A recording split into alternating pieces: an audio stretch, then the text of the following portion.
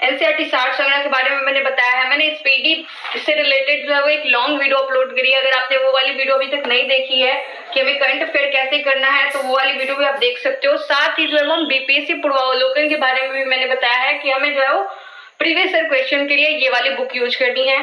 तो हमने ये तो देख लिया कि हमें कौन सी किताबें यूज करनी है टीआरई 4 के लिए, ठीक है। क्वेश्चन पूछे कहाँ से जा रहे हैं, जैसे एससीईआरटी बुक के बारे में मैंने बताया है कि हमें एनसीईआरटी भी पढ़ना है, एससीईआरटी भी पढ़ना है, साथ ही किसी रेफरेंस बुक की मदद भी लेनी है, जैसे एनसीईआरटी सार संग्रह हो गया, लुसेंट हो गया।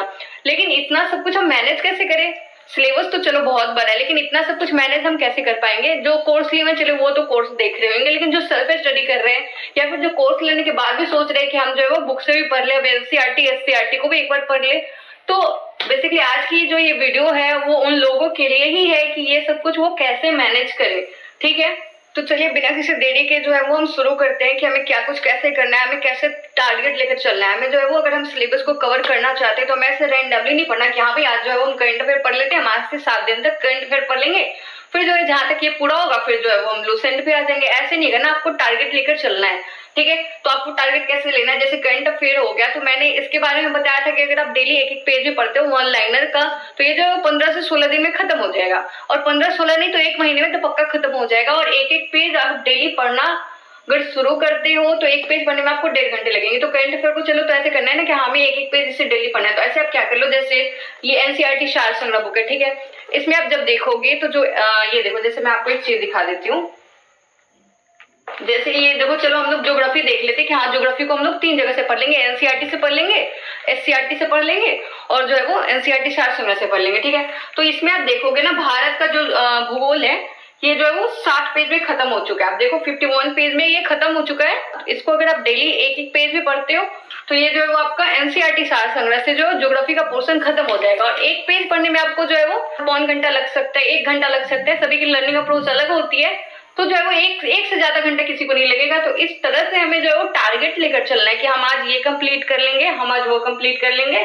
और इससे पहले क्या करना, टू डू लिस्ट बना लो। आप जो है वो कोई भी ये ले लो स्टिकी पेपर या फिर कोई भी आपके पास जो भी कुछ है, जैसे कोई पेज ले लो, उस पे जो है आप लिख लो कि हाँ आज हमें इतना कुछ कंप्लीट करना है। और ऐसा नहीं कि आप अगर नहीं कंप्लीट कर पाते हो, जैसे अगर मान लो कि हमने टारगेट रखा है कि लुसेंट आप पढ़ने पहले कभी मत बैठना, पहले आप क्या करना, एनसीईआरटी पढ़ना, फिर जब आप एससीईआरटी पढ़ोगे, जैसे एनसीईआरटी पढ़ लोगे तो एससीईआरटी में बस आपको रीड करना होगा, जो भी इंपॉर्टेंट चीज लगेगी उसको आपको जो है वो हाईलाइट करके लर्न करना होगा, ठीक है। तो एससीईआरटी में तो चलो उतनी मेहनत नहीं लगेगी जितनी एनसीईआरटी में लगेगी।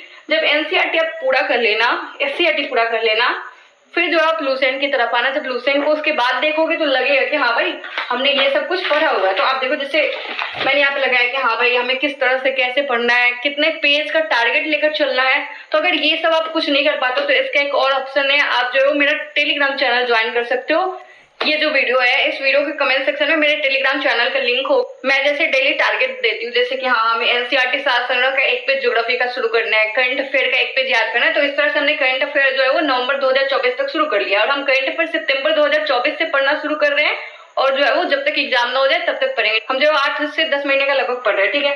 तो वैसे हम लोग जो है एनसीईआरटी सार संग्रह भी शुरू कर चुके हैं। तो अगर आप हमारे साथ जुड़ना चाहते हो तो कैसे जुड़ना है मैं बता देती हूँ। और वहां पे आपको क्या क्या चीज मिलेगा, वहां पे टारगेट तो मिलेगा ही मिलेगा, साथ ही वहां पे वीसी डिस्कशन होगी जो है वो, उसमें आपका 1 से 1.5 घंटा जाएगा मात्र। तो ये जो है बहुत ही फायदेमंद है आपके लिए। इसमें जो आप लोगों से सुनोगे, एक दूसरे से सुनेंगे, जो बहुत जल्दी याद होता है, तो ऐसे आप रटोगे उसकी अपेक्षा, ठीक है।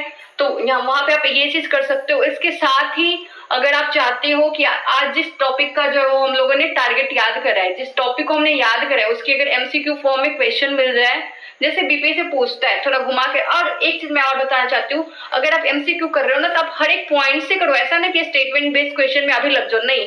एनसीईआरटी में ये सब मत खोजो कि हाँ मैं स्टेटमेंट बेस्ड क्वेश्चन चाहिए, ऐसा चाहिए। भाई आप पहले बेसिक क्लियर करो, जितने पॉइंट दिए हुए हैं हर एक पॉइंट से जो है वो आप क्वेश्चन को निकालो और जो है वो